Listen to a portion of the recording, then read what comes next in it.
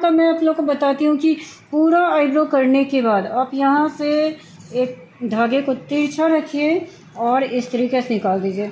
ये लास्ट में कीजिएगा। ये लास्ट में करने से क्या होता है कि ये पतला नहीं होता, क्योंकि hello everyone, welcome back in tiger. तो आप देख सकते हैं कि ये है आज का आईब्रो जिसे मैं बनाने जा रही हूँ और बहुत ही ज़्यादा ग्रोथ है, बहुत ही फैला हुआ है और इसलिए मैं थिक आईब्रो ही बनाने जा रही हूँ।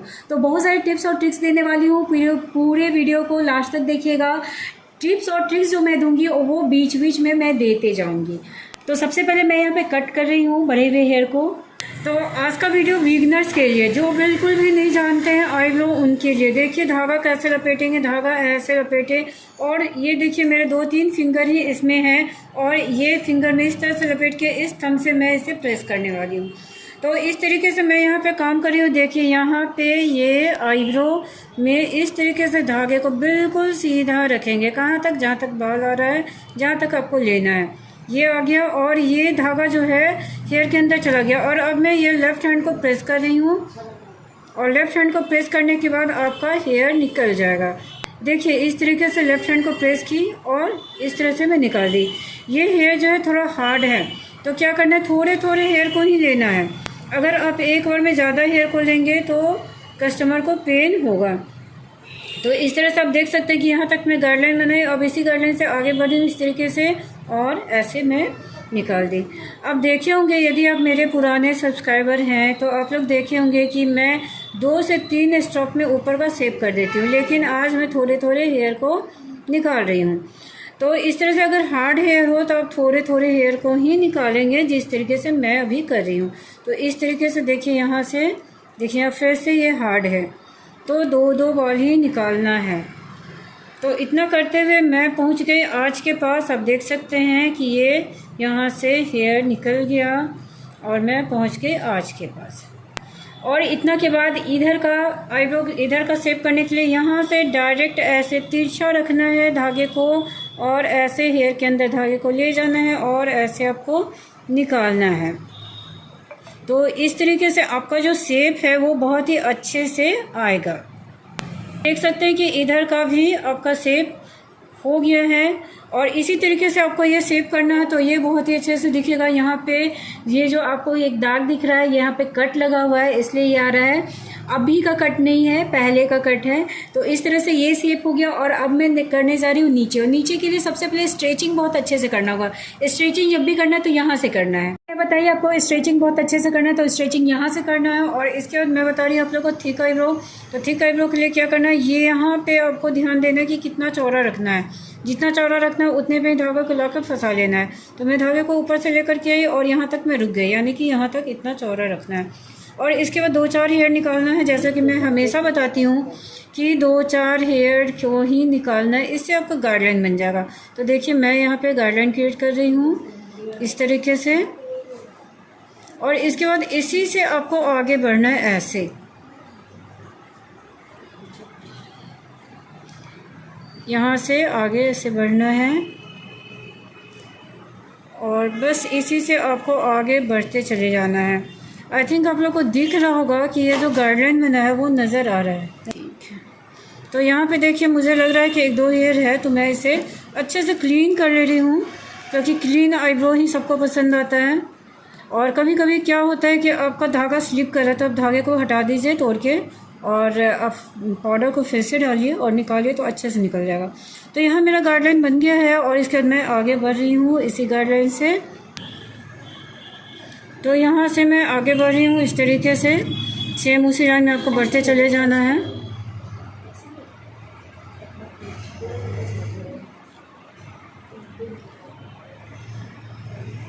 और यहाँ पे मैं पहुँच गई आँच के पास। यहाँ पे जैसे मैं बोलती हूँ कि स्ट्रेचिंग अच्छे से करना है, तो स्ट्रेचिंग अगर सही से नहीं हुआ ना तो क्या होगा, यहाँ पतला हो जाएगा, आपको पता नहीं चलेगा कि आपको कहाँ से मोड़ना है। तो यहाँ से मैं यहाँ धागे को ऐसे मोड़ ली नीचे की तरफ।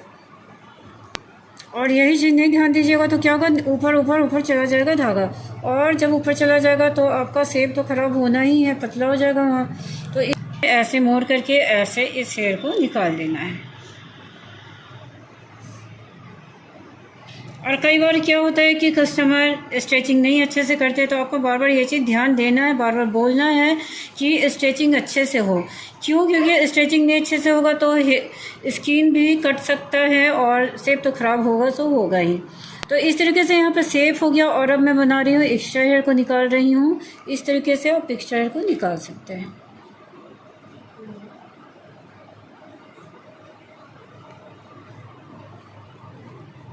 यह है राइट आईब्रो और अब मैं बनाने जा रही हूँ लेफ्ट आईब्रो, लेफ्ट आईब्रो का ऊपर। तो अब मैं आ गई हूँ लेफ्ट आईब्रो में। लेफ्ट आईब्रो में करने के पहले मैं थोड़ा सा बीच से क्लीन कर ले रही हूँ और मैं फ्रंट में ही खड़े होकर लेफ्ट आईब्रो का ऊपर का शेप कर रही हूँ। अब देख सकते हैं कि इस तरीके से धागे को रखना है बिल्कुल स्ट्रेट तिरछा, और यहाँ से मैं इस तरीके से अपार्टमेंट रखूँगा। इस तरह से मैं ये निकाली। मैं जैसा कि बताया कि इनका हार्ड हेयर है, तो बहुत ज़्यादा हेयर को मैं एक साथ नहीं ले रही हूँ, थोड़े थोड़े हेयर को ही ले रही हूँ।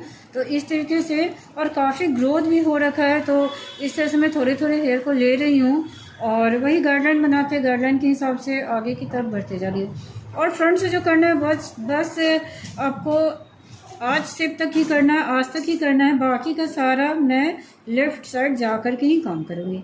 तो इतना ये हो गया और अब मैं आ रही हूँ लेफ़्ट के पीछे। तो अब मैं आ गई हूँ लेफ़्ट आईब्रो में और लेफ़्ट आईब्रो का नीचे का कर रही हूँ। मैं यहाँ से यहाँ तक का शेप कर ली हूँ, ये छोड़ चुकी हूँ और अब मैं आप लोगों को बता रही हूँ कि कैसे करना है नीचे का।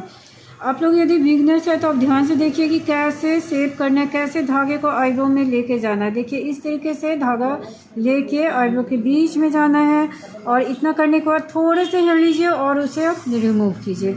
बहुत हेयर को नहीं लेना है, थोड़े हेयर को ही लेना है। आपको एक सिर्फ गाइडलाइन बनाना है, क्योंकि गाइडलाइन बनाना बहुत ही कंपलसरी है। अगर गाइडलाइन बनाते हैं तो आपका शेप जो है बहुत ही परफेक्ट जाने वाला है। तो देखिए मैं क्या की, दो हेयर बस इतने ही थोड़े थोड़े हेयर को लेना है। इतने थोड़े थोड़े हेयर को लेते हैं तो आपका शेप बहुत ही अच्छा से बनता है। आप बस गाइडलाइन से आगे बढ़ते चले जाइए। जो एक्स्ट्रा हेयर है उसे आप बाद में भी रिमूव कर सकते हैं। तो इस तरीके से आप देख सकते हैं कि मैं सिर्फ शेप पे ध्यान दे रही हूँ, एकदम बिल्कुल बीच में आ गए, सिर्फ शेप पे ही ध्यान दे रही हूँ और आगे की तरफ बढ़ते जा रही हूँ। और यहाँ आज के पास आगे इसका धागे को बहुत ही अच्छे से थोड़ा सा नीचे की तरफ मूव कीजिए, थोड़ा तिरछा रखिए। शायद यहाँ सही से नहीं दिख रहा है, मैं फिर से आप लोग को यहाँ से थोड़ा अच्छे से कर दूँ।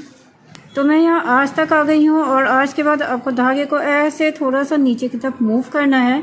अब देख सकते हैं कि ये जो एक्स्ट्रा है मैं छोड़ दी हूँ, मैं सिर्फ शेप पे केयर कर रही हूँ। तो अभी ऐसा करेंगे ना तो एक तो क्या है कि इतना ग्रोथ वाला जो आईब्रो रहेगा आपका फास्ट बन जाएगा। तो इस तरीके से मैं अब देख सकते हैं कि शेप कंप्लीट कर ली हूँ और अब ये एक्स्ट्रा हेयर है। अब तो एक्स्ट्रा हेयर को आप इस तरीके से फास्ट निकाल सकते हैं।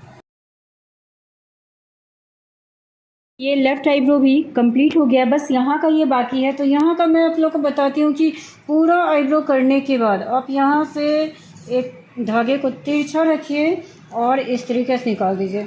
ये लास्ट में कीजिएगा। ये लास्ट में करने से क्या होता है कि ये पतला नहीं होता, क्योंकि अक्सर बिगिनर से लेफ़्ट आईब्रो पतला हो जाता है। आप लोग ध्यान दीजिएगा, आप लोग ही यदि बिगिनर्स होंगे तो ये प्रॉब्लम आती होगी। तो आज आप लोग से मुझे ये चाहिए कमेंट कि आप लोग बिगिनर्स थे तो आप लोग के साथ क्या क्या प्रॉब्लम आती थी, ताकि मैं उस प्रॉब्लम के साथ आप लोग को आईब्रो थ्रेडिंग बता सकूं। तो ये है आज के आईब्रो का फाइनल लुक। उम्मीद करती हूँ कि बहुत कुछ सीखने को मिला होगा। आप लोग क्या क्या आज के वीडियो से सीखे, आज के आईब्रो थ्रेडिंग से क्या क्या सीखे, मुझे कमेंट करके ज़रूर बताइएगा। साथ ही मेरे इंस्टाग्राम को भी फॉलो कीजिए, मैं उसका आईडी यहाँ पे डाल दे रही हूँ। Thank you, take care, bye bye.